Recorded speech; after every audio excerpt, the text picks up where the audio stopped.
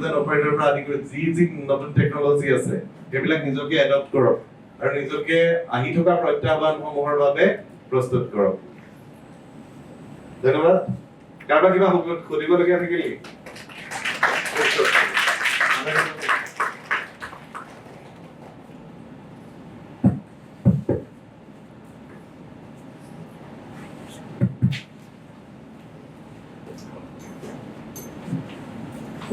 ধন্যবাদ জনাইছো ডক্টৰ শাশ্বত বৰুৱাক। অতি সুন্দৰভাৱে তোমালোকৰ আগত সকলোখিনি কথা দাঙি ধৰিছে। নলেজৰ পাৰ্ট এটা আছে আৰু কেৰিয়াৰৰ পাৰ্ট এটা আছে। মই ভাবোঁ তোমালোকে শাশ্বতৰ লগত কণ্টেক্টত থাকিবা আৰু তেওঁৰ পৰা দিহা পৰামৰ্শ লৈ কেৰিয়াৰৰ কাৰণে তোমালোকে কিছুমান কথা বুজিব পাৰিবা। গতিকে ধন্যবাদ জনাইছো। ইয়াৰ পিছত আমাৰ অৰেল প্ৰেজেণ্টেশ্যন আছে, প্ৰত্যেককৈ 10 মিনিটকৈ দিয়া হ'ব। মই সিকুৱেন্সটো কৈ দিছোঁ। প্ৰথম ৰক্তিম ৰঞ্জন বৰুৱা, তাৰপিছত ছায়াজ্যোতি শৰ্মা, তাৰপিছত ৱাছিম আখতাৰ, তাৰপিছত মাধুৰ্য গগৈ। প্ৰত্যেককৈ 10 মিনিটকৈ দিয়া হ'ব। 8 মিনিটত মই এটা ৱাৰ্নিং দিম। তোমালোকে সম্পূৰ্ণ 10 মিনিটৰ ভিতৰত মেণ্ডেটৰিলি শেষ কৰিব লাগিব, কাৰণ এইটো প্ৰেজেণ্টেশ্যনৰ লগতে ইয়াত এটা পুৰস্কাৰো আছে। গতিকে টাইমটো এটা ফেক্টৰ হ'ব। গতিকে 8 মিনিটত মই তোমালোকক জনাই দিম, তোমালোকে আৰম্ভ কৰিবা। এয়া ৰক্তিম ৰঞ্জন বৰা, তেওঁ USTM-ৰ পৰা আহিছে।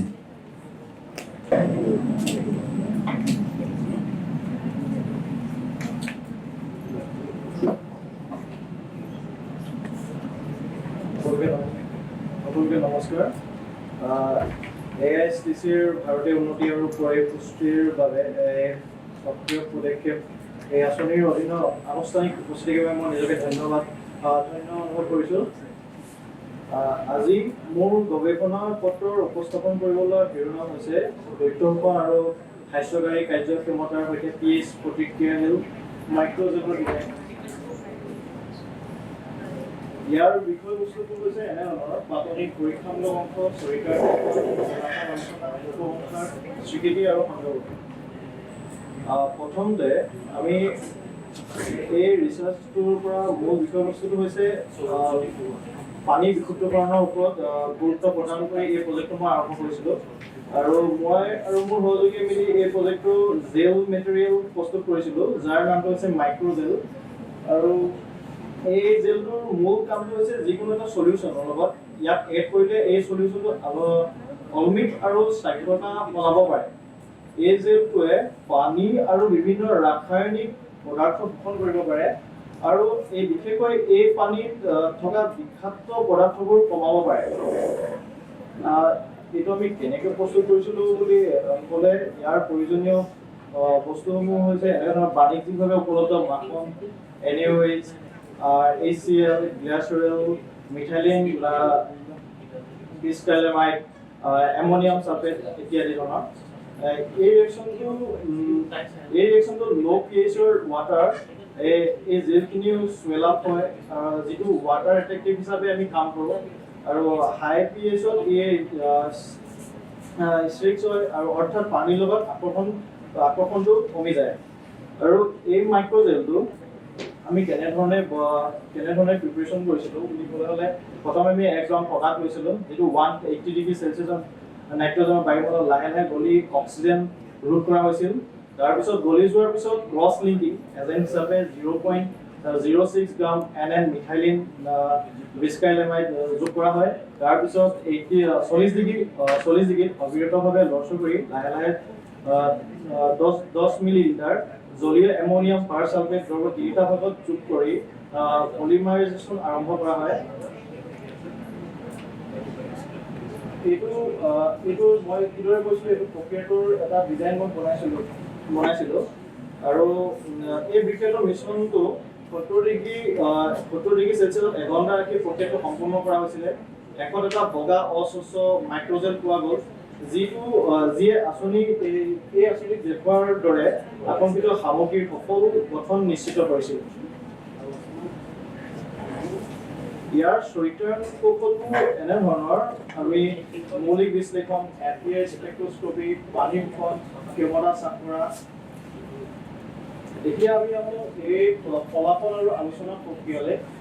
এই প্ৰক্ৰিয়াটোত প্ৰথমে এটা প্ৰডাক্ট উৎপন্ন হয়, যিটো 76.4 কাৰ্বন আৰু 10.7% হাইড্ৰজেন আৰু 11.9% অক্সিজেন থাকে।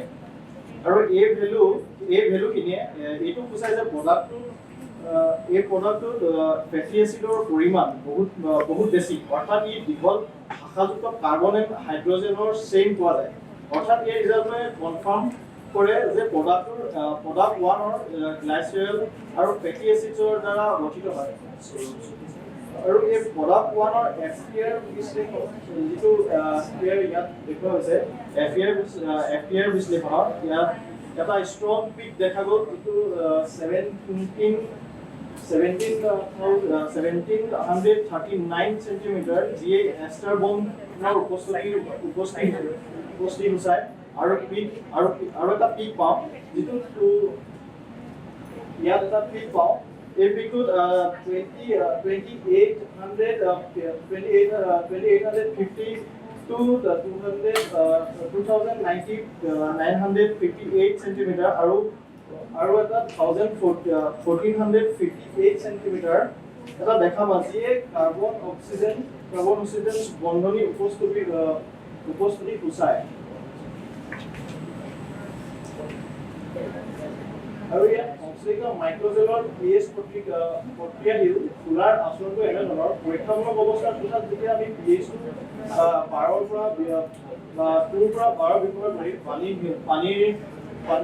বিষয়ে অধ্যয়ন কৰা হৈছিল, আৰু পৰ্যবেক্ষণ যেতিয়া কৰিছিলোঁ তেতিয়া শক্তিশালী pH নিৰ্ভৰ ফুলাৰ আচৰণ আহিছিল। অৱশ্যকৰণটো যেতিয়া কৰিছিলোঁ তেতিয়া pH টো 1.06 গ্ৰাম আমি লৈছিলোঁ। আৰু এচিডিক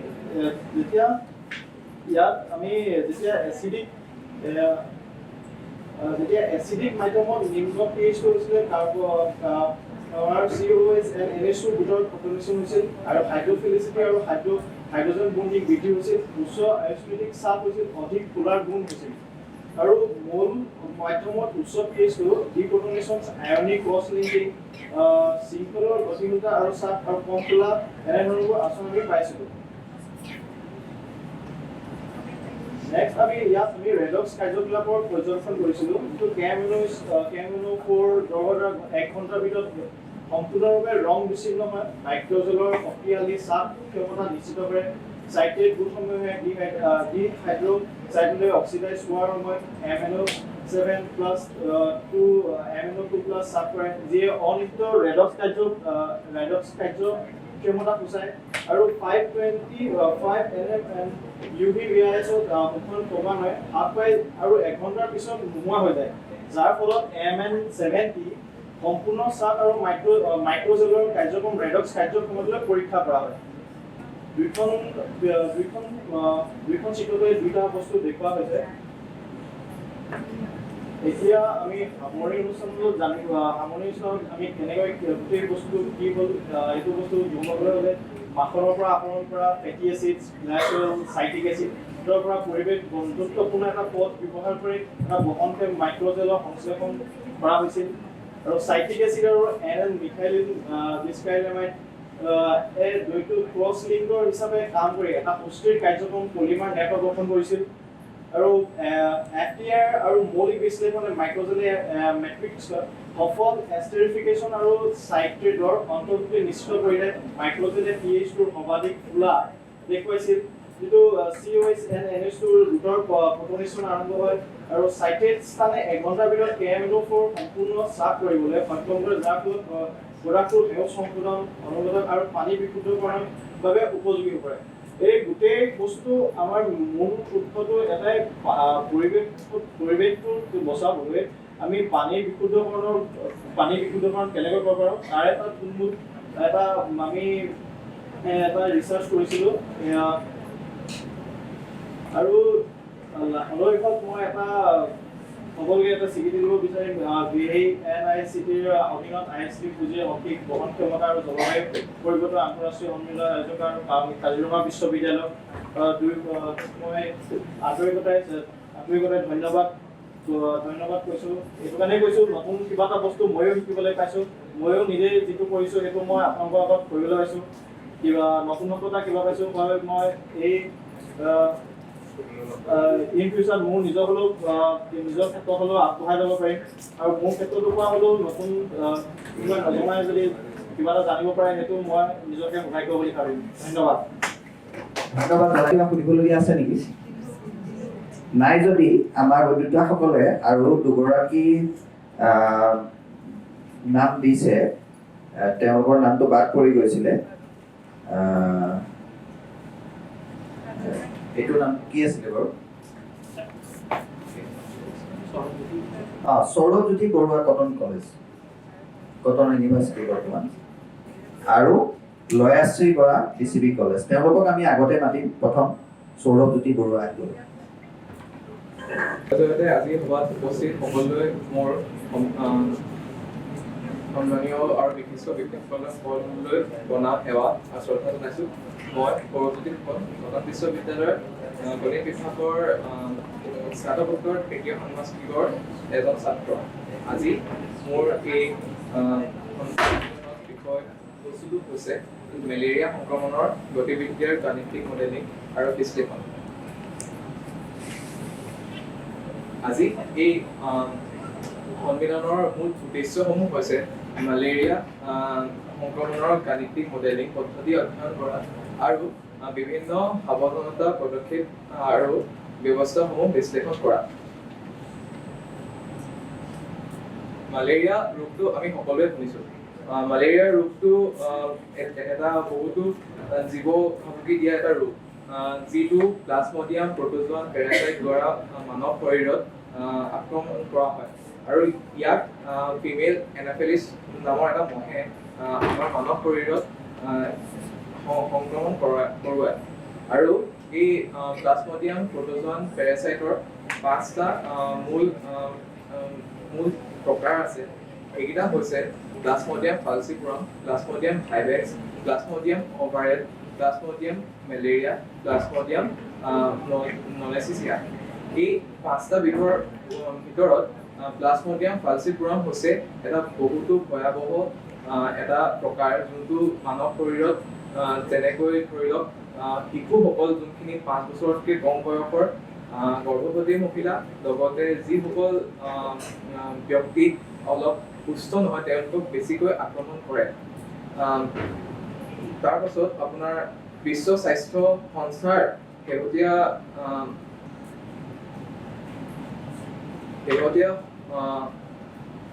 প্ৰতিবেদন অনুসৰি 2022 চনত 252 নিযুত ঘটনাৰ তুলনাত 2023 চনত মেলেৰিয়া 236 নিযুত ঘটনা আছিল। 2022 চনত 6 লাখ মৃত্যুৰ তুলনাত 2023 চনত মেলেৰিয়াৰ ফলত হোৱা মৃত্যুৰ আনুমানিক সংখ্যা আছিল 5,53,000। আজি আমি জানো যে এইটো মেলেৰিয়া বাঢ়ি গৈ আছে। ইয়াত আমি ৰোধ কৰিবলৈ আমি মেথমেটিকেল বহুতো গাণিতিক পদ্ধতি ব্যৱহাৰ কৰি পিনি আমি অনুমান কৰিব পাৰোঁ যে আহিবলগীয়া সময়ত আমি কেনেকৈ ইয়াক ৰোধ কৰিব পাৰোঁ। ইয়াৰ কাৰণে মই এই গৱেষণা পত্ৰখনত এইটো বিচাৰিছিলোঁ যে নন লিনিয়াৰ ডিফাৰেঞ্চিয়েল ইকুৱেশ্যন ব্যৱহাৰ কৰি ৰাংগাগুটা মেথড দি আমি উলিয়াব পাৰোঁ যে আহিবলগীয়া সময়ত এটা মেথমেটিকেল মডেল ব্যৱহাৰ কৰি কেনেকৈ আমি অনুমান কৰিব পাৰোঁ যে বস্তুটো কমিব নে বাঢ়িব। ইয়াৰ কাৰণে এটা মেথমেটিকেল মডেল মই তৈয়াৰ কৰিছিলোঁ, য'ত আপোনাৰ মানুহৰ জনসংখ্যা লগতে মহৰ জনসংখ্যা দুটা ভাগত ভাগ কৰা হৈছে, যাক SIR আৰু ASI নাম দি দিয়া হৈছে। এই SIR আৰু ASI টো হৈছে মানুহৰ বাবে সংবেদনশীল, সংক্ৰমিত আৰু সুস্থ, আৰু মহৰ বাবে অপৰিপক্ক, সংবেদনশীল আৰু সংক্ৰমিত। আমি ইয়াত বিভিন্ন ধৰণৰ বহুতো পেৰামিটাৰ জড়িত হৈ আছে, যোনখিনি সহায়ত আমি আহিবলগীয়া সময়ত জানিব পাৰোঁ যে ইয়াৰ যিটো মহৰ যিটো সংক্ৰমণ সেইটো কমিব নে বাঢ়িব। ইয়াত উল্লেখ কৰি থোৱা যিখিনি ডিফাৰেঞ্চিয়েল ইকুৱেশ্যন আছে সেই ইকুৱেশ্যনখিনি আমি ব্যৱহাৰ কৰিছোঁ। এই ইকুৱেশ্যনখিনিৰ জৰিয়তে ৰাংগাগুটা মেথড দি পিনি চাইলেট নামৰ ছফ্টৱেৰটোত আমি বিভিন্ন ধৰণৰ গ্ৰাফ তৈয়াৰ কৰিছোঁ। এই গ্ৰাফখিনি মই আপোনালোকক দেখাবলৈ বিচাৰিছোঁ। এই গ্ৰাফখন হৈছে আপোনাৰ মানুহ জনসংখ্যাৰ বাবে, য'ত আমি দেখাব পাৰোঁ যে সময়ৰ লগত মানুহৰ এই ৰোগটো হোৱাৰ সংখ্যা কমি আহিছে। তেনেকৈ আমি দেখাব পাৰোঁ যে মানুহৰ সংক্ৰমিত হোৱা সংখ্যা এটা সময়ত বাঢ়িছে, তাৰ পৰা লাহে ধীৰে কমি গৈছে। আকৌ আমি দেখাব পাৰোঁ যে সুস্থ হোৱা মানুহৰ জনসংখ্যাও সময়ৰ লগত বাঢ়ি গৈছে। ইয়াত আপোনাৰ যিহেতু মই আপোনাক জনাইছোঁ যে non linear first order ordinary differential equation ব্যৱহাৰ হৈছে, লগতে ৰাংগাকুটা মেথড ব্যৱহাৰ হৈছে, যাৰ জৰিয়তে এই অনুমানখিনি কৰা হৈছে। এয়া মোৰ তথ্যসমূহ হৈছে য'ৰ পৰা মই এইসকল বস্তু আয়োজন কৰিছোঁ, আৰু ইয়াতে কৈ মই আজি মোৰ এই সন্মিলনৰ বাৰ্তা সামৰণি মাৰিছোঁ। ধন্যবাদ। কাৰোবাৰ কিবা প্ৰশ্ন আছে নেকি? যদি নাই তেতিয়াহ'লে আমি তৃতীয় বক্তা লয়াশ্ৰী বৰা, DCB কলেজ, তেখেতক আহিবলৈ অনুৰোধ জনাইছোঁ।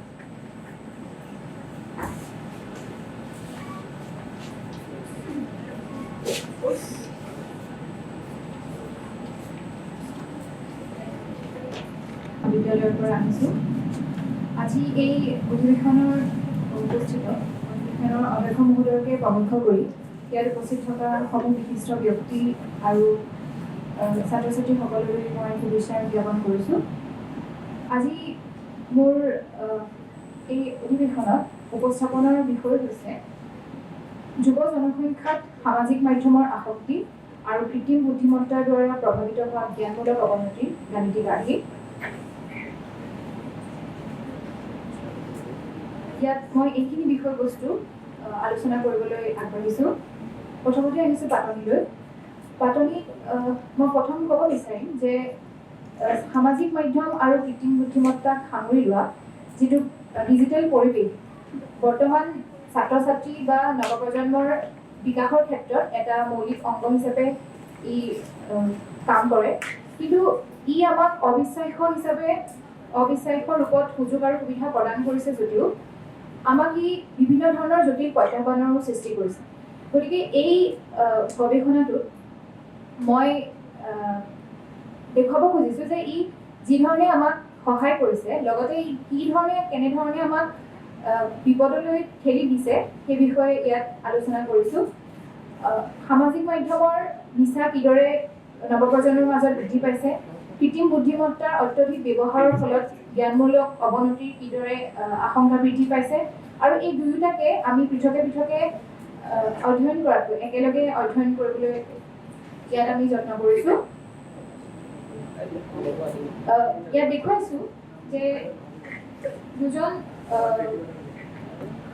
গৱেষক, প্ৰথমত দেখুৱাইছোঁ যে এলএমডেম আৰু এলএমইউ নামৰ দুজন গৱেষকে ছ'চিয়েল মিডিয়াৰ এডিকশ্যনৰ যিটো সামাজিক মাধ্যমৰ আসক্তিৰ ওপৰত এতিয়া আৰ্হি প্ৰস্তুত কৰিছিলে, আৰু গেলেছ আৰু তেখেতৰ লগত সংযুক্ত হৈ থকা গৱেষকসকলে জ্ঞানভিত্তিক অৱলোকনৰ ওপৰত গৱেষণা আগবঢ়াইছিল। আমি তেওঁলোক দুগৰাকীয়ে আগবঢ়োৱা গৱেষণা পত্ৰৰ ওপৰত ভিত্তি কৰি আমাৰ এই গৱেষণা পত্ৰখন আমি অধ্যয়ন কৰিছোঁ। আমাৰ গৱেষণা পত্ৰৰ উদ্দেশ্য হৈছে যে মই ইতিমধ্যেই কৈছোঁ যে সামাজিক মাধ্যমৰ নিচা আৰু কৃত্ৰিম বুদ্ধিমত্তাই কিদৰে আমাৰ জ্ঞানমূলক অৱনতি ঘটাইছে সেই বিষয়ে অধ্যয়ন কৰা, আৰু দুয়োটাকে একেলগে একক কাঠামোত একত্ৰিত কৰি অধ্যয়ন কৰা। আমি যিটো গাণিতিক আৰ্হি ইয়াত প্ৰস্তুত কৰিছোঁ তাত আমি 6টা গোট লৈছিলোঁ। তাত সংবেদনশীল অৰ্থাৎ যিসকল ব্যক্তি বৰ্তমান আসক্ত হোৱা নাই কিন্তু হোৱাৰ সম্ভাৱনা আছে। উন্মুক্ত বিভাগত আমি লৈছিলোঁ যে যিসকলে ইতিমধ্যে সেই আসক্তিৰ সংস্পৰ্শলৈ আহিছে, আসক্তসকল যিসকল ইতিমধ্যে আসক্ত হ'ল তেওঁলোকে এই দুয়োটা সমস্যাৰ ভিতৰত সোমাই পৰিছে। আৰোগ্যত লৈছিলোঁ যে যিসকলে আসক্ত আছিলে কিন্তু নিৰ্দিষ্ট চিকিৎসাৰ ফলত তেওঁলোকে পুনৰ আৰোগ্য লাভ কৰিবলৈ সক্ষম হ'ল। ইয়াক অৰ্থাৎ যিসকলে একেবাৰে সেই সামাজিক মাধ্যমৰ কৃত্ৰিম বুদ্ধিমত্তা তেওঁলোক ইয়াক ব্যৱহাৰ কৰিবলৈ এৰি দিছে আৰু নিম্ন জ্ঞানমূলকভাৱে নিয়োজিত হৈ থকা অৰ্থাৎ যিসকলৰ মানসিক ব্যায়াম কম, যিসকলে কামত বা সমস্যা সমাধানৰ ক্ষেত্ৰত কমকৈ নিয়োজিত থাকে বা যিসকলৰ সৃজনীশীলতা কম। আৰু তাৰ পাছতে আমি দেখুৱাইছোঁ যে নিচা আৰু জ্ঞানমূলক সমস্যা বিয়পোৱাত সামাজিক সংস্পৰ্শ কিদৰে ভূমিকা গ্ৰহণ কৰে। গাণিতিক আৰ্হিটোৰ ক্ষেত্ৰত আমি সেই যি 6টা গোট লৈছিলোঁ, সেই 6টা গোটত সময়ৰ লগত ই কিদৰে সলনি হয় তাৰ ওপৰত নিৰ্ভৰ কৰি আমি এই ডিফাৰেঞ্চিয়েল ইকুৱেশ্যন কেইটা গঢ়ি তুলিছিলোঁ, যি আমাক কেইটামান গ্ৰাফ তথ্যচিত্ৰ আমাক দেখুৱাব যি কি ধৰণে মানে মানুহৰ মাজত এই সমস্যাটো বিয়পি পৰিছে, সেয়া আমি পিছত আলোচনা কৰিম। আৰু এই ডিফাৰেঞ্চিয়েল ইকুৱেশ্যন কেইটাৰ পৰা আমি এইটো ফলাফল পাইছিলোঁ যে যদি আমি ইয়াত যিটো আমাৰ ইনত বুলি দেখুওৱা হৈছে, ইনত মানে হৈছে যে এটা ভাৰসাম্য অঞ্চল এটাত আমি যদি সংবেদনশীল ব্যক্তিসকলক লওঁ তেতিয়া তাৰ স্থিৰতাটো কেনেকুৱা হ'ব বা সি অঋণাত্মক হৈ থাকিব। এই যিটো জৈৱিকভাৱে সম্ভৱপৰ অঞ্চল এটা আমি ইয়াত লৈছোঁ, তাত এই যিটো আৰ্হি আমি প্ৰস্তুত কৰিছোঁ সেইটো এটা নিৰ্দিষ্ট মানে মাপলৈকেহে সি যাব, তাতকৈ নেবাঢ়ি আৰু তাতকৈ নকমে। আৰু লগতে আমি ইয়াত এটা মানে সংখ্যা লৈছিলোঁ যে মূল প্ৰজনন সংখ্যা, যিটোৰ কাৰণে আমি দুটা মৌলকক্ষ মেট্ৰিক্স যিটো আমি কওঁ ইংলিছত মেট্ৰিক্স ল'ব লগা হৈছিল। তাত এক মেট্ৰিক্সটোৱে বুজাইছিলে যে সংক্ৰমণ মৌলকক্ষ অৰ্থাৎ সেই সমস্যাটো বা ৰোগটো কিদৰে বিয়পে, আৰু 2 নম্বৰতে লৈছিলোঁ আমি পৰিৱৰ্তন মৌলকক্ষ অৰ্থাৎ যিটোত মানে সেই 6টা গোটৰ ভিতৰত মানুহ এটাৰ পৰা আনটোলৈ কিদৰে গতি কৰে সেইটো পৰিৱৰ্তন মৌলকক্ষটোৱে লৈছিলে। আৰু এই দুয়োটাৰ পৰা আমি এটা বৰ্ণালী ব্যাসাৰ্ধ পাইছোঁ, অৰ্থাৎ এইটো স্কোৱাৰ মেট্ৰিক্সৰ যিটো আইগেন ভেলুৰ পৰা মানে মেক্সিমাম অফ আইগেন ভেলুৰ যিটো সৰ্বশ্ৰেষ্ঠ নম্বৰ সেইটোৰ পৰা লোৱা হয়। আৰু ইয়াত সেই মানে আসক্তসকলৰ যিটো প্ৰজনন সংখ্যা আৰু মানে কগনিটিভ ডেক্লাইন অৰ্থাৎ জ্ঞানভিত্তিক অৱলোকনৰ যিটো মূল প্ৰজনন সংখ্যা, সেই দুয়োটাৰে সৰ্বোচ্চটোক আমি লৈছিলোঁ। আৰু তাৰ কাৰণে আমি ইয়াত এটা ফৰ্মুলা ব্যৱহাৰ কৰিছোঁ আৰু ইয়াত আমি এই আৰ্হিটোৰ এটা স্থিৰতা নিৰ্ণয় কৰিবলৈ চেষ্টা কৰিছোঁ, যাতে আমি গম পাওঁ এই আৰ্হিটোৰ কেনেকৈ বা কোন সময়ত ই বাঢ়িব আৰু কেতিয়া কমিব। তাৰ কাৰণে আমি ৰৈখিককৰণ পদ্ধতি ব্যৱহাৰ কৰিছোঁ আৰু কেষ্টিলো চাভেজ নামৰ এটা উপবাদ্য আছে, সেই উপবাদ্যটো ইয়াতে ব্যৱহাৰ কৰিছোঁ। আৰু তাৰ পৰা আমি এটা গম পাম যে সেই উপবাদ্য আৰু খিনি মানে ব্যৱহাৰ কৰোঁতে আমি এটা কথা গম পাওঁ, যদি মূল প্ৰজনন সংখ্যাটো 1তকৈ সৰু হয় তেতিয়াহ'লে সি মানে সেই যিটো সংক্ৰমণ ৰোগ সেইটো নাইকিয়া হ'ব, আৰু যদি 1তকৈ বেছি হয় সংক্ৰমণ ৰোগটো বৃদ্ধি পাব। আৰু ইয়াতে আমি কৰি পেলাই পাইছিলোঁ যে সামাজিক মাধ্যমৰ নিচাৰ বিস্তাৰৰ ক্ষেত্ৰত যিটো আমাৰ মূল প্ৰজনন সংখ্যা আছিলে সেইটো 6.88 হৈছিল, অৰ্থাৎ এইটো খুব বেছি পৰিমাণে বাঢ়িছিলে। আৰু অকল যদি আমি অকলশৰীয়াকৈ জ্ঞানমূলক অৱনতিৰ বিস্তাৰটো লওঁ তেতিয়া তাত আমি আৰ্নডৰ ভেলু 0.43 পাইছিলোঁ, অৰ্থাৎ ই অকলশৰে ইমানকৈ বৃদ্ধি নাপায়। কিন্তু যদি সামাজিক মাধ্যমৰ নিচাৰ লগত ই একত্ৰিত হয় তেতিয়া দুয়োটা মিলি ই মানে এক অত্যাধিকভাৱে ই আমাৰ ক্ষতি কৰিব। আৰু সেইটোকে আমি কেইখনমান তথ্যচিত্ৰৰ সহায়ত দেখুৱাইছিলোঁ।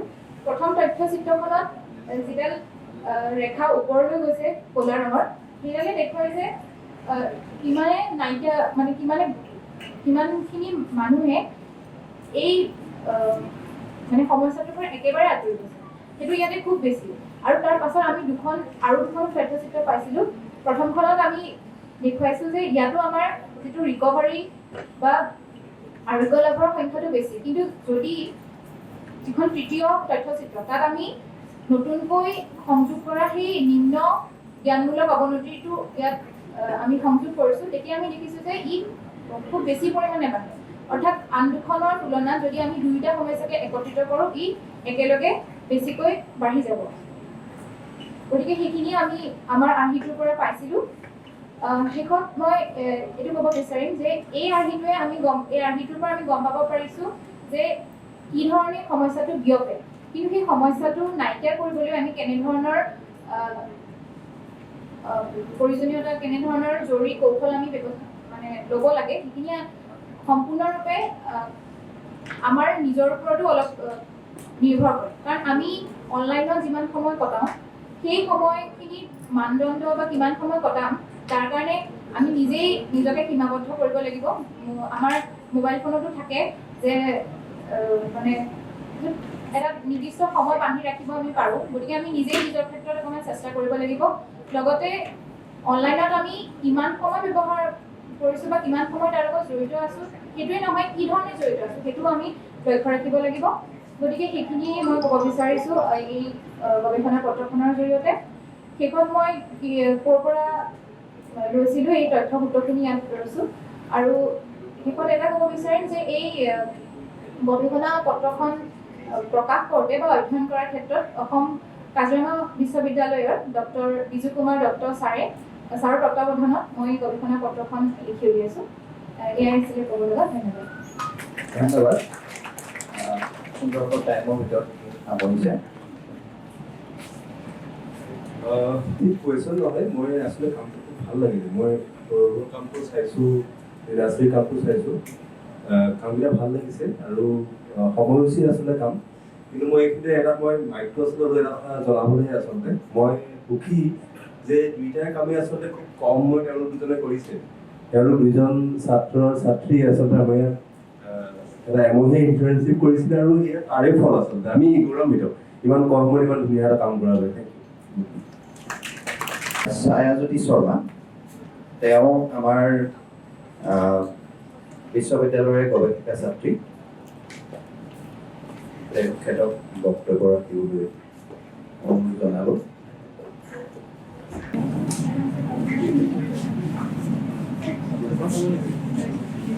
উপস্থিত সমূহ নিমন্ত্ৰিত অতিথিবৃন্দ আৰু মোৰ শিক্ষাৰ্থী আৰু সমূহ উপস্থিত সকলোলৈকে মোৰ শ্ৰদ্ধা আৰু সম্ভাষণ জ্ঞাপন কৰিছোঁ।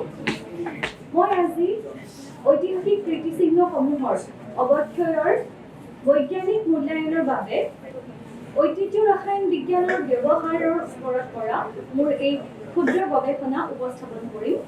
ইয়াৰ বাবে হাৰিয়ানাৰ চৰখীদাদ্ৰিৰ ঐতিহ্যপূৰ্ণ স্থানসমূহৰ ওপৰত বিশেষ গুৰুত্ব আৰোপ কৰা হৈছে।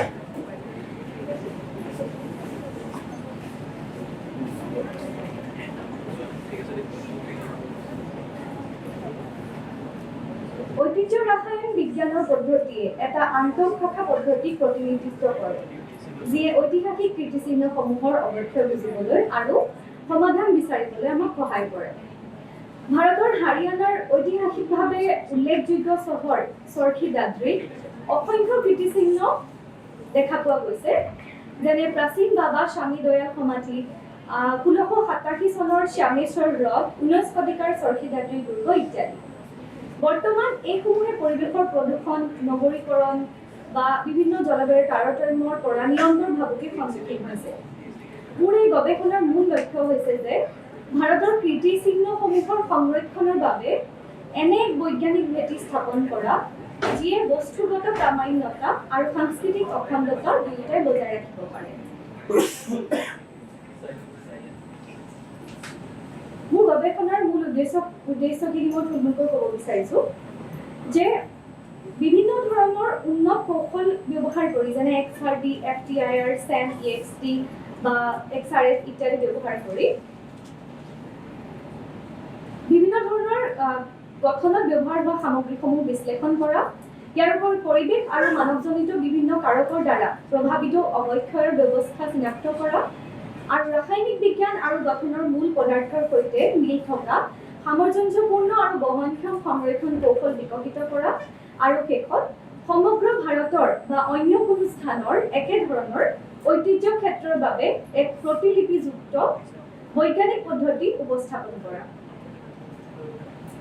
এই ঐতিহ্য ক্ষেত্ৰসমূহত যিখিনি ইটাৰ দ্বাৰা গঠিত হৈছে, এই ইটাৰ এক বিশ্লেষণ থুলমূলকৈ চাবলৈ গ'লে এই ইটাবোৰত কোৱাৰ্টজ, ফেলস্পাৰ আৰু মাটিৰ খনিজ পদাৰ্থ থকা দেখা গৈছে, যাৰ পৰা গম পোৱা গৈছে যে অতি কম উষ্ণতাত এইসমূহ নিৰ্মিত কৰা হৈছিল, প্ৰায় 900 ডিগ্ৰী চেলচিয়াছত। চেম ইডিএক্সৰ ফলাফলত দেখা গৈছে চিলিকা, আইৰণ অক্সাইড, এলুমিনিয়াৰ পৰিমাণ ইয়াত যথেষ্ট বেছি, আৰু ইয়াৰ ৰং ৰঙা আৰু ছিদ্ৰযুক্ত গঠনৰ ব্যাখ্যা ইয়াৰ পৰা আমি পাব পাৰিছোঁ। এই ছিদ্ৰযুক্ত গঠনে বতাহ সোমোৱাৰ ব্যৱস্থা কৰি দিছে, কিন্তু ইয়াৰ বাবে আন এটা অসুবিধাৰ সৃষ্টি হৈছে যে আৰ্দ্ৰতা আৰু নিমখৰ আক্ৰমণৰ সন্মুখীন এই কীৰ্তিচিহ্নসমূহ হ'বলগীয়া হৈছে।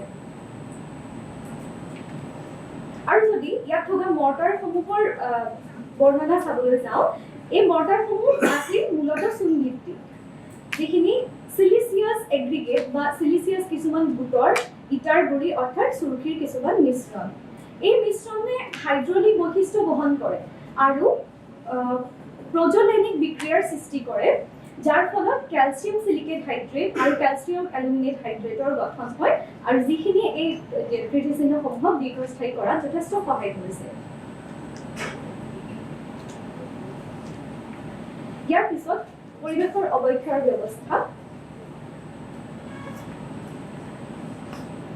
পৰিৱেশৰ অৱক্ষয়ৰ ব্যৱস্থা বা বিভিন্ন কাৰক আমি কিছুমান তাত বিচাৰি পাবলৈ সক্ষম হৈছিলোঁ, যে কিছুমান লৱণৰ স্ফটিকীকৰণ বা যাৰ ফলত এই লৱণখিনিৰ কাৰণে কি হৈছিল, সেইখিনি বহুত স্পেলিং দেখা গৈছিল আৰু বহুত সোনকালে ভাগি যোৱাৰ তাৰ প্ৰৱণতা বৃদ্ধি পাইছিল আৰু চাপৰ সৃষ্টি কৰিছিল।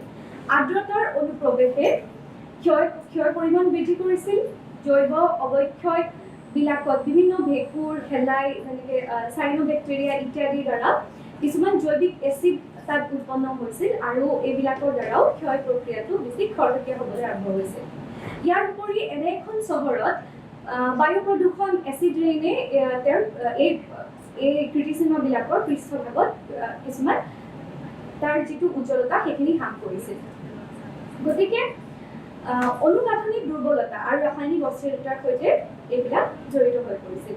এই চিত্ৰখনত দেখুওৱা হৈছে প্ৰথম চিত্ৰত যে ইটাৰ পৃষ্ঠত কিছুমান নিমখৰ তৰপ আৰু শেলাৰ কিছুমান বৃদ্ধি ইয়াত স্পষ্টভাৱে দেখা পোৱা গৈছে। এইখিনি জানিবৰ বাবে আমি যিখিনি বিশ্লেষণাত্মক কৌশল অৱলম্বন কৰা হৈছিল সেইখিনি হৈছে XRD, যাৰ পৰা আমি জানিব পাৰিলোঁ যে প্ৰধান অক্সাইডৰ পৰিমাণ কিমান তাত উপস্থিত, আৰু পৰ্যায় চিনাক্তকৰণৰ বাবে আৰু স্ফটিকীয়তা জানিবৰ বাবে XRD ব্যৱহাৰ।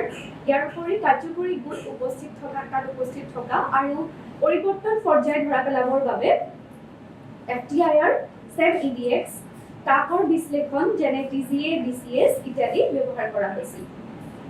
আৰু এই যিটো ঐতিহাসিক মৰ্টাৰৰ FTIR বৰ্ণালী ইয়াত উল্লেখ কৰা হৈছে, এইটোত স্পষ্টভাৱে দেখা গৈছে যে কোৱাৰ্টজ, ফেলস্পাৰ আৰু কেলচাইটৰ পৰিমাণ ইয়াত যথেষ্ট পৰিমাণে বেছি। এই গৱেষণাৰ পৰা মই কিছুমান সংৰক্ষণ কৌশল আমি ইয়াৰ পৰা তুলি আনিব পাৰিছিলোঁ। সেয়া হৈছে যে পুৰণি আৰু নতুন সামগ্ৰীৰ মাজত আমি সামঞ্জস্য ৰক্ষা কৰাত যথেষ্ট গুৰুত্ব দিয়া উচিত। আৰু ইয়াৰ উপৰি ইথাইল চিলিকেট কনচলিডেণ্ট, উদাহৰণস্বৰূপে টেট্ৰাইথক্সিচিলেন ইত্যাদি যদি ব্যৱহাৰ কৰা যায়, ই তাৰ শক্তি বৃদ্ধিত যথেষ্ট পৰিমাণে সহায় কৰিব। চূণভিত্তিক মেৰামতি সামগ্ৰীৰ ব্যৱহাৰে দীৰ্ঘম্যাদী স্থিৰতা নিশ্চিত কৰিছিল। ইয়াৰ উপৰি ঐতিহাসিক প্ৰামাণ্যতা বজাই ৰাখিবলৈ স্থানীয়কৃত ন্যূনতম হস্তক্ষেপৰ পদ্ধতিৰ ওপৰত যথেষ্ট গুৰুত্ব আৰোপ কৰাৰ বাবে সচেতন হোৱাটো অতি গুৰুত্বপূৰ্ণ। প্ৰতিৰোধমূলক সংৰক্ষণ হিচাপে চাবলৈ গ'লে আমি জানো পুনৰুদ্ধাৰকৈ প্ৰতিৰোধ সদায় ফলপ্ৰসূ।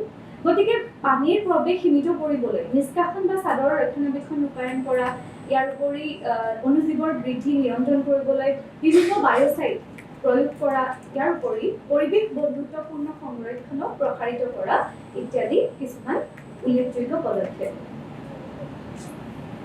নিৰীক্ষণ আৰু নথিকৰণ এক অত্যন্ত প্ৰয়োজনীয় পদক্ষেপ এই কীৰ্তিচিহ্নসমূহ সংৰক্ষণ কৰিবৰ বাবে। কিয়নো সঠিক নথিপত্ৰ য'ত আমি 3D লেজাৰ স্কেনিং ব্যৱহাৰ কৰিব পাৰোঁ বা ফটোগ্ৰামেট্ৰি ব্যৱহাৰ কৰিব পাৰোঁ, যাৰ দ্বাৰা সঠিক নথিপত্ৰ প্ৰস্তুত কৰিব পাৰি আৰু কিছুমান পৰিৱেশ সংবেদক যেনে চেন্সৰ, উষ্ণতা, RH আৰু প্ৰদূষকসমূহক অবিৰতভাৱে অনুসৰণ কৰিব পৰা যাব। ভৱিষ্যৎ ৰক্ষণাবেক্ষণ আৰু বিপদ মেপিঙৰ বাবে ব্যৱহাৰ কৰা তথ্যসমূহ আমি সংৰক্ষণ কৰা উচিত।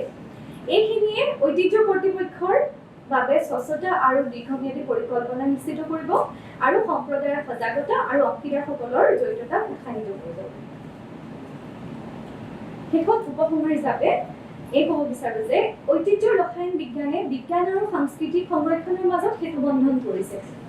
সামগ্ৰীসমূহে নিজৰ পৰিৱেশৰ সৈতে কেনেদৰে ক্ৰিয়া কৰে সেইটো এই গৱেষণাৰ দ্বাৰা থুলমূল আমি পাব পাৰিছোঁ আৰু ইয়াৰ দ্বাৰা অন্যান্য ভাৰতীয় ঐতিহ্য ক্ষেত্ৰৰ বাবে প্ৰতিলিপি প্ৰস্তুত কৰিব পৰা যাব আৰু ইয়াৰ বাবে আমি আগন্তুক কামখিনি আগুৱাই নিম। কীৰ্তিচিহ্ন সংৰক্ষণে সাংস্কৃতিক পৰিচয় আৰু জ্ঞানৰ ধাৰাবাহিকতা নিশ্চিত কৰে। মোৰ কামৰ ভৱিষ্যতৰ পৰিসৰখিনি এই যে তুলনামূলক অৱক্ষয়ৰ ধৰণ স্থাপন কৰিবলৈ একেধৰণৰ বস্তুগত গঠনৰ অন্যান্য আঞ্চলিক কীৰ্তিচিহ্নসমূহলৈ গৱেষণা সম্প্ৰসাৰণ কৰিবলৈ চেষ্টা কৰা হ'ব। বাস্তৱ সময়ৰ অৱক্ষয় নিৰীক্ষণৰ বাবে GIS মেপিং বা AI ভিত্তিক ভৱিষ্যৎবাণীমূলক আৰ্হি অন্তৰ্ভুক্ত কৰা হ'ব। বহনক্ষম পুনৰুদ্ধাৰৰ বাবে জৈৱ ভিত্তিক আৰু নেমুলাইন প্ৰস্তুতিত অন্বেষণ কৰাৰ চেষ্টা কৰা হ'ব। সজাগতা আৰু দীৰ্ঘম্যাদী ৰক্ষণাবেক্ষণ কাৰ্যসূচীৰ বাবে স্থানীয় কৰ্তৃপক্ষ আৰু সম্প্ৰদায়ৰ সৈতে সহযোগিতা ৰক্ষা কৰা হ'ব আৰু বিশ্ব সংৰক্ষণ পদ্ধতিত এক অৰিহণা যোগাবৰ বাবে আন্তঃশাখা ঐতিহ্য আৰু বস্তু বিজ্ঞানৰ আলোচনী তথ্য প্ৰকাশ কৰিবলৈ চেষ্টা কৰা হ'ব। শেষত মই মোৰ গৱেষণা কৰি আছোঁ আসাম কাজিৰঙা ইউনিভাৰ্চিটি আৰু মোৰ guide doctor Satyabrata Gogoi sir, doctor Asadullah Ashraf Ali, তেওঁলোকক ধন্যবাদ জ্ঞাপন কৰিছোঁ। ইয়াৰ উপৰি মোৰ সহকৰ্মী BSc ষ্টুডেণ্ট অনুকো মোৰ ফালৰ পৰা ধন্যবাদ জ্ঞাপন কৰিছোঁ। ইয়াৰ উপৰি হাৰিয়ানাৰ চক্ৰীদাদিৰ ঐতিহ্য কৰ্তৃপক্ষক তেওঁলোকে তাত আমাক গৱেষণা কৰিবলৈ অনুমতি দিয়াৰ বাবে ধন্যবাদ জ্ঞাপন কৰিছোঁ। শেষত অধ্যাপক সদস্য, পৰীক্ষাগাৰৰ কৰ্মচাৰী, পৰিয়াল আৰু সন্মানীয় সকলোকে নিৰন্তৰ প্ৰেৰণা আৰু নৈতিক সমৰ্থনৰ বাবে ধন্যবাদ আৰু মোক ইয়াত উপস্থাপন কৰিবলৈ এই সুযোগ দিয়াৰ বাবে আপোনালোক সকলোকে ধন্যবাদ জ্ঞাপন কৰিছোঁ। ধন্যবাদ। কাৰোবাৰ প্ৰশ্ন আছে নেকি চাৰিআলিলৈ? যদি প্ৰশ্ন নাই তেতিয়াহ'লে ইয়াৰ পিছৰ বক্তব্য ৰাখিব Wasima Akhtar, department of biotechnology, Assam Kaziranga university. Hello', নমস্কাৰ, মোৰ নাম ৱাছিমা আক্তাৰ। মই অসম কাজিৰঙা বিশ্ববিদ্যালয়ৰ বায়'টেকনলজি ডিপাৰ্টমেণ্টৰ গেষ্ট ফেকাল্টি হিচাপে কৰ্মৰত।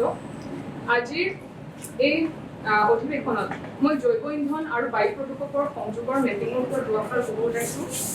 ইয়াৰ বাবে অন্তৰ্দৃষ্টি আহৰণ কৰা হৈছে গ্ৰন্থমাপক অৰ্থাৎ বায়'কনচেপ্ট মাইনিং আৰু বিব্লিঅ'মেট্ৰিক এনালাইচিছ পদ্ধতিৰ জৰিয়তে।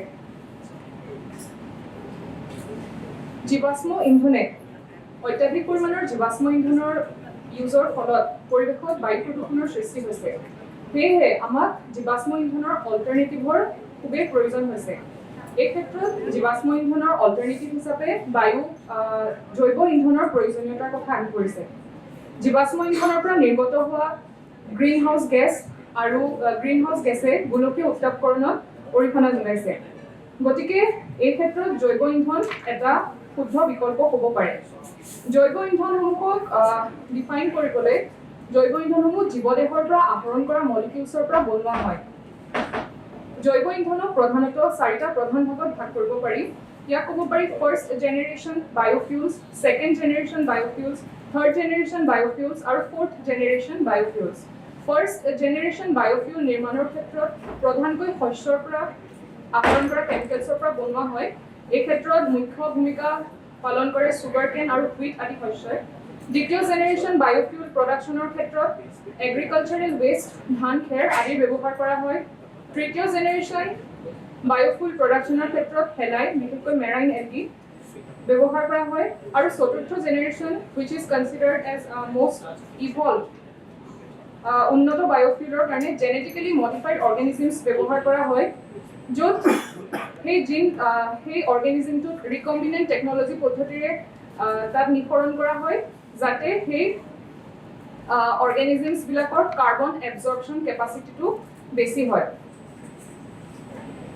আমি এই বিষয়ে আলোচনা কৰিবলৈ পাবমেড ডাটাবেছৰ সহায় লৈছোঁ পাবমেড ডাটাবেছৰ পৰা আমি 2009 পৰা 2025 বৰ্ষৰ ভিতৰত বিভিন্ন ৰিচাৰ্চ আৰ্টিকল আৰু ৰিভিউ আৰ্টিকল ষ্টাডি কৰিছোঁ পাবমেড ডাটাবেছৰ পৰা 2009 পৰা 2025ৰ ভিতৰত জৈৱ ইন্ধনে সৃষ্টি কৰিব পৰা প্ৰদূষণৰ বিষয়ে ষ্টাডি কৰিবলৈ আমি বায়োফিউলছ আৰু এয়াৰ পলিউটেণ্ট ৱৰ্ড ব্যৱহাৰ কৰিছোঁ ইয়াৰ পৰা আমি ডাটাখিনি তাৰ পৰা আহৰণ কৰিবলৈ আমি PubTitor আৰু PubMining.R টুলৰ ব্যৱহাৰ কৰিছোঁ ইয়াৰ পিছত ডাটাখিনি চিষ্টেমেটিকেলি এৰেঞ্জ কৰিবলৈ NER মাধ্যমৰ ব্যৱহাৰ কৰা হৈছে ইয়াৰ ফলত আনষ্ট্ৰাকচাৰ্ড ডাটাবিলাক ৰিচাৰ্চ পেপাৰৰ পৰা ষ্ট্ৰাকচাৰ্ড ডাটালৈ কনভাৰ্ট কৰিব পৰা গৈছে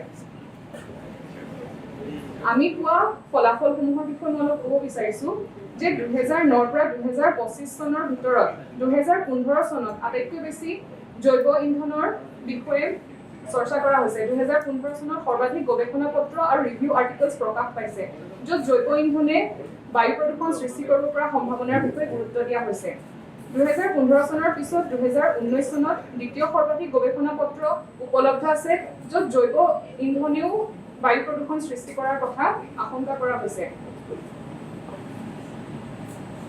আমি গৱেষণা পত্ৰ আৰু ৰিভিউ আৰ্টিকলছত পোৱা তথ্য অনুসৰি সৰ্বাধিক ব্যৱহৃত কিৱৰ্ড পাইছোঁ বায়োডিজেল ইয়াৰ পিছতে পাইছোঁ এমিশ্যনছ তাৰপিছত ডিজেল বায়োগেছ আদি আমি গৱেষণা পত্ৰ আৰু ৰিভিউ আৰ্টিকলছৰ পৰা তথ্য অনুসৰি বায়োডিজেলে সৰ্বাধিক বায়ু প্ৰদূষণ কৰিব পৰাৰ আশংকাৰ সৃষ্টি হৈছে এই ফলাফলখিনি আমি যেতিয়া NER টুলৰ জৰিয়তে চিষ্টেমেটিকলি অৰ্গেনাইজ কৰিলোঁ ইয়াৰ পিছত আমি 4টা প্ৰধান ভাগত বিভক্ত কৰিছোঁ এটা আমি কেমিকেল হিচাপে দ্বিতীয়টো শীৰ্ষক ডিজিজ হিচাপে চতুৰ্থটো জিন আৰু তাৰপিছত স্পিচিছ কেমিকেলত প্ৰাধান্য দিয়া হৈছে কোনবিলাক কেমিকেলে সেউজগৃহ প্ৰভাৱ বা এই কেমিকেলখিনি একচুৱেলি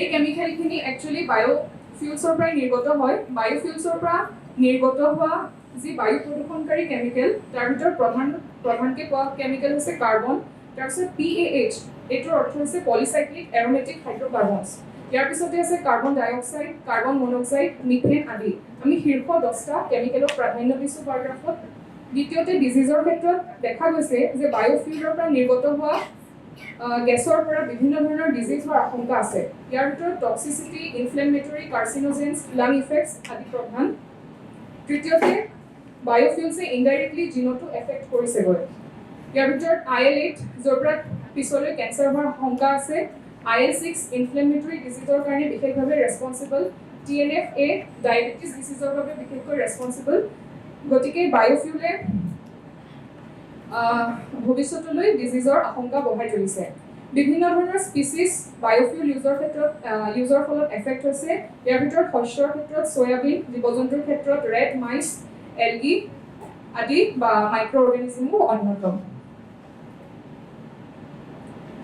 আমি সাৰ্চ কৰা ৰিচাৰ্চ আৰ্টিকল আৰু ৰিভিউ আৰ্টিকলছৰ ভিতৰত পাইছোঁ যে বায়োফিউলছৰ পৰা নিৰ্গত আটাইতকৈ বেছি পৰিমাণে যিটো গেছ নিৰ্গত হৈছে সেয়া হৈছে carbon dioxide methane nitrogen dioxide আৰু PAH পলিচাইক্লিক এৰোমেটিক হাইড্ৰ'কাৰ্বন মই পলিচাইক্লিক এৰোমেটিক হাইড্ৰ'কাৰ্বনৰ বিষয়ে ক'বলৈ লৈছোঁ যে এই পলিচাইক্লিক এৰোমেটিক হাইড্ৰ'কাৰ্বনৰ অন্তৰ্গত বহুতকেইটা বেলেগ বেলেগ মলিকিউলছ আছে যেনেকৈ নেপথেলিন বেঞ্জোপাইৰিন পাইৰিন এই মলিকিউলছবিলাকে একচুৱেলি কেঞ্চাৰ সৃষ্টি কৰিব পাৰে এবজৰ্পশ্যনৰ ক্ষেত্ৰত যদি মলিকিউলছখিনি বায়ুত বা উশাহৰ জৰিয়তে আমাৰ শৰীৰৰ ভিতৰলৈ যায় ইয়াৰ ৰিজাল্ট কেঞ্চাৰ হ'ব পাৰে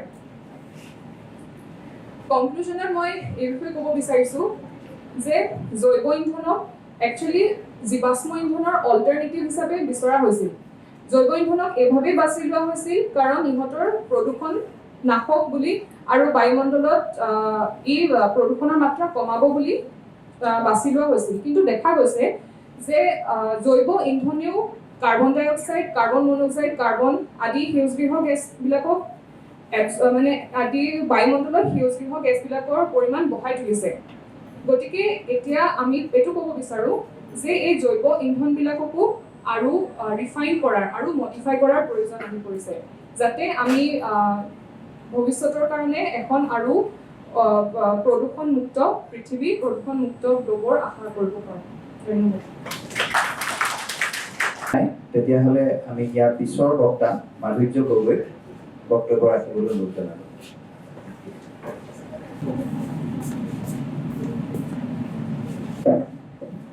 নমস্কাৰ। আজি আলোচনা চক্ৰত উপস্থিত সন্মানীয় ব্যক্তিসকল আৰু মই মাধুৰ্য গগৈ আজি খোৱা পানীত জৈৱিক প্ৰদূষক প্ৰশমনৰ বাবে ইক'ছাষ্টেইনেবল চেলুল'জ ভিত্তিক হাইড্ৰজেল এই বিষয়টোৰ ওপৰত মই উপস্থাপন কৰিবলৈ আগবাঢ়িছোঁ। এয়া হৈছে বিষয়বস্তু, পাতনি। বৰ্তমান সময়ত বিশুদ্ধ খোৱা পানীৰ উপলব্ধতা হৈছে এক গুৰুত্বপূৰ্ণ সমস্যা। বিশেষকৈ আমি উদ্যোগ ক্ষেত্ৰ আৰু পৰীক্ষাগাৰৰ পৰা নিৰ্গত হোৱা জৈৱিক ৰঞ্জক প্ৰদূষকসমূহ আমাৰ পানী দূষিত কৰে। সেয়েহে ই আমাৰ স্বাস্থ্যজনিত আৰু পৰিৱেশজনিত সমস্যাৰ সৃষ্টি কৰে। সেয়েহে এই ৰঞ্জকসমূহ আঁতৰাবলৈ আমি এটা পৰিৱেশ বহনক্ষম পদ্ধতিৰ প্ৰয়োজন। আৰু এই ৰঞ্জকসমূহ আঁতৰাবলৈ বহুত ধৰণৰ বিভিন্ন পদ্ধতি আছে। তাৰ ভিতৰত ফুকন পদ্ধতিটো হৈছে এটা কাৰ্যকাৰী আৰু কম খৰচৰ পদ্ধতি।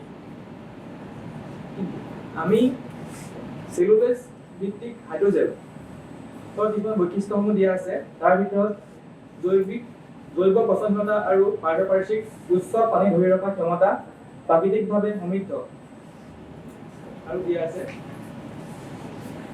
সেইবাবে আমি চেলুলোজ আধাৰিত হাইড্ৰজেলক প্ৰতিশ্ৰুতিবদ্ধ বহনক্ষম বুলি আমি ধৰি লওঁ। এতিয়া জৈৱ পদাৰ্থৰ পৰা আমি 4টা বস্তু আহৰণ কৰিব পাৰোঁ: চেলুলোজ, হেমিচেলুলোজ, লিগনিন আৰু পেক্টিন। ইয়াৰ ভিতৰত চেলুলোজ মূল উপাদান হিচাপে আমি লৈ ইয়াক আমি চেলুলোজক হাইড্ৰজেলত ৰূপান্তৰিত কৰিছিলোঁ। আৰু ইয়াত কুঁহিয়াৰ আৰু কহুৱাৰ পৰা চেলুলোজ নিষ্কাশন। কুঁহিয়াৰ আৰু কহুৱাৰ পৰা আমি পৰীক্ষাগতভাৱে পাইছিলোঁ যে ইয়াত অধিক পৰিমাণ শতাংশ চেলুলোজ পোৱা যায়। সেইবাবে আমি কুঁহিয়াৰ আৰু কহুৱাক কেঁচা মাছ হিচাপে ব্যৱহাৰ কৰিছিলোঁ। দ্বিতীয় পৰ্যায়ত আমি ইয়াক ছডিয়াম হাইড্ৰক্সাইডৰ লগত প্ৰি-ট্ৰিটমেণ্ট কৰিছিলোঁ। আৰু তৃতীয় পৰ্যায়ত আমি ইয়াত পানী ব্যৱহাৰ কৰি ইয়াক আমি নিষ্কাশিতকৰণ কৰিছিলোঁ। তাৰ 4 নম্বৰ পৰ্যায়ত আমি ইয়াক 30% হাইড্ৰজেন পেৰক্সাইড ব্যৱহাৰ কৰি ইয়াক ব্লিচিং কৰিছিলোঁ। তাৰপিছত ইহঁতক ধুই শুকুৱাই অভেনত আমি ৰাখিছিলোঁ আৰু ইয়াৰ পৰা আমি এই ধৰণে চেলুলোজ উৎপন্ন কৰিছিলোঁ। আৰু এই প্ৰস্তুত কৰা চেলুলোজসমূহ আমি FTIৰ দ্বাৰা বিশ্লেষণ কৰিছিলোঁ আৰু পাইছিলোঁ যে এই প্ৰস্তুত কৰা চেলুলোজসমূহ এটা শুদ্ধ চেলুলোজ হিচাপে আমি পাইছিলোঁ। আৰু চেলুলোজৰ পৰা হাইড্ৰজেন প্ৰস্তুত আমি কৰিছিলোঁ। ইয়াত আমি ক্ৰছ লিংক হিচাপে সাইট্ৰিক এচিড ব্যৱহাৰ কৰিছিলোঁ। সাইট্ৰিক এচিডত 3টা কাৰ্বক্সিলিক এচিড আছে। তাত এটা কাৰ্বক্সিলিক এচিডে পলিইথিন গ্লাইকলৰ লগত লাগি এষ্টাৰ বন্ড সৃষ্টি কৰিছিল আৰু ইয়াত থকা আনটো কাৰ্বক্সিলিক এচিডৰ লগত চেলুলোজৰ লগত লগ হৈ এষ্টাৰ বন্ড সৃষ্টি কৰিছিল। এনেদৰে আমি এটা হাইড্ৰজেন সৃষ্টি কৰিছিলোঁ আৰু এই হাইড্ৰজেনটো এটা পলিমাৰ। আৰু এই পলিমাৰ বাবে ইয়াত বহুতো খালী ঠাই থাকে। এই খালী ঠাইবোৰত কাৰ্বক্সিলিক আৰু হাইড্ৰক্সিল গ্ৰুপ থাকে। এই গ্ৰুপবোৰ হৈছে পোলাৰ। সেইবাবে আমি ইহঁতে মানে এই খালী ঠাইবোৰত পানী ধৰি ৰাখিব পাৰে। কিন্তু আমি এই প্ৰস্তুতি হোৱা হাইড্ৰজেন আমি বাহ্যিক বৈশিষ্ট্যৰ দ্বাৰাহে পৰ্যবেক্ষণ কৰিছিলোঁ। নেক্সট আমি হাইড্ৰজেনৰ ৰং অৱক্ষয় পৰীক্ষা কৰিছিলোঁ। এই পৰীক্ষাত আমি মিথাইল ৰেট বিশেষকৈ লৈছিলোঁ আৰু মিথাইলত আমি দ্ৰব্য বনাইছিলোঁ 1 ppm, 2 ppm, 3 ppm, 4 ppm, 5 ppm, 6 ppm।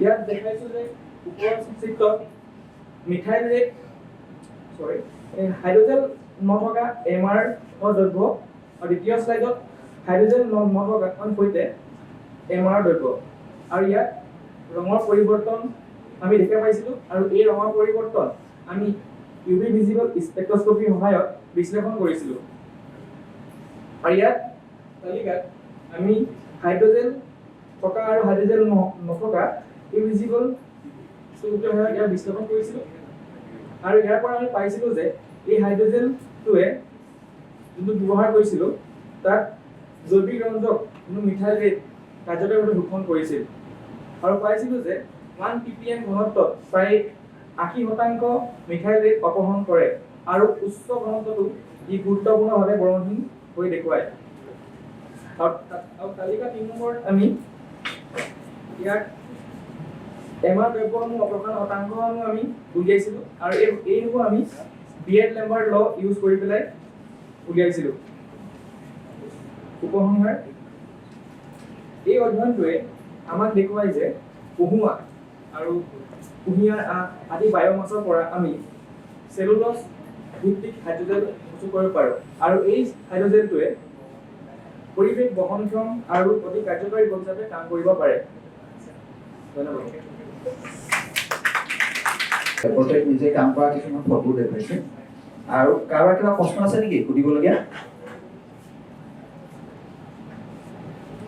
যদি নাই এইখিনিতে এই প্ৰেজেণ্টেশ্যনটো শেষ হৈছে আৰু মই এই চেগতে মোৰ দায়িত্বৰ পৰা অব্যাহতি ল'ব খুজিছোঁ সত্যব্ৰত গগৈ অকণমান আহিবলৈ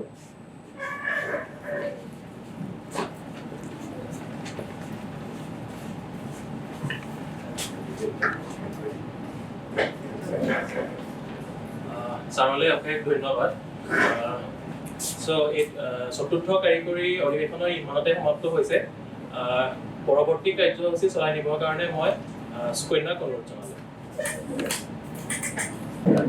অনুষ্ঠানৰ আনুষ্ঠানিকতা ৰক্ষা কৰি আমি অন্তিম পৰ্যায়ে পাইছোঁহি আজি দুদিনীয়া কাৰ্যসূচীৰে আন্তঃৰাষ্ট্ৰীয় সন্মিলনৰ দ্বিতীয়টো দিনৰ কাৰ্যসূচী সদৌশেষত মই শ্ৰেষ্ঠ গৱেষণা পত্ৰ উপস্থাপনৰ বঁটাৰ যিসকলে পাইছে তেওঁলোকৰ নামসমূহ ঘোষণা কৰিব বিচাৰিছোঁ টেকনিকেল ছেশ্যন 1ৰ ভিতৰত doctor Brishti Dutta DKD college technical session 1ৰ 2ৰ ভিতৰত পঞ্চী বৰঠাকুৰ অসম কাজিৰঙা বিশ্ববিদ্যালয় টেকনিকেল ছেশ্যন 3ৰ ভিতৰত doctor Srishtishree Upadhyay DKD college technical ছেশ্যনৰ 4ৰ দুজন নিৰ্বাচন কৰা হৈছে তেওঁলোকৰ ভিতৰৰ পৰা এগৰাকী হৈছে লয়শ্ৰী বৰা আৰু মাধুৰ্য গগৈ ধন্যবাদ ইয়াৰ পাছতেই মই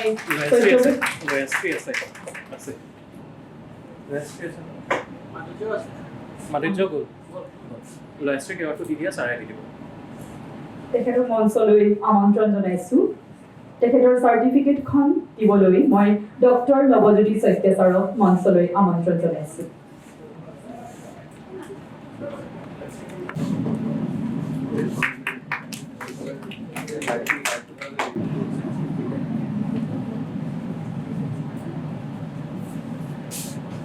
ধন্যবাদ বাকী যিসকলে বঁটা পাবলৈ সক্ষম হৈছে তেখেতসকলক আমি অলপ পিছত আমি তেওঁলোকক চাৰ্টিফিকেট প্ৰদান কৰা হ'ব ইয়াৰ পাছতেই মই শলাগৰ শৰাই আগবঢ়াবলৈ ডক্টৰ সত্যব্ৰত গগৈ ছাৰক মঞ্চলৈ আমন্ত্ৰণ জনাইছোঁ